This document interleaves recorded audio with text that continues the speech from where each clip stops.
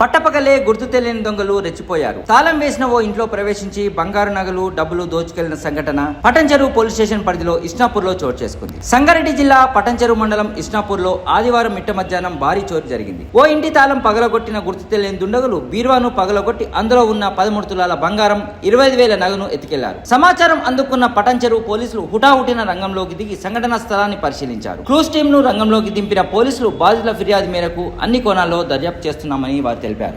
నా పేరు రవికుమార్. ఇది మా అన్న వాళ్ళ ఇల్లు. మా అన్న లేడు, 1 year బ్యాకే చనిపోయారు. సో మా వదినకి 3 పిల్లలు ఉన్నారు.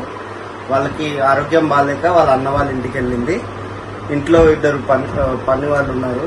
వాళ్ళు ఇంట్లో ఉంటున్నారు 2 days 3 days నుంచి. వాళ్ళు షాప్ ఉంది వాళ్ళకి ఇక్కడ. అక్కడ షాప్కి వెళ్ళినప్పుడు ఈరోజు ఉదయం 11:30కి సండే 24th డేట్ ఎవరో వచ్చి ఇల్లు లాక్స్ అంతా పలగొట్టి బీరువాలో 13 తులాల బంగారం ఇంకా 25,000 క్యాష్ తీసుకొని వెళ్ళిపోయారు.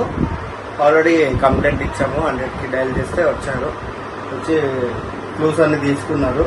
మళ్ళీ క్లూస్ టీమ్స్ని ఎవరినో పంపిస్తా అని చెప్పి ఏఎస్ఐ గారు చెప్పడం జరిగింది. దాదాపు ఏ సమయంలో జరిగిందన్నారు? 11:30 to 11:50 లోపే.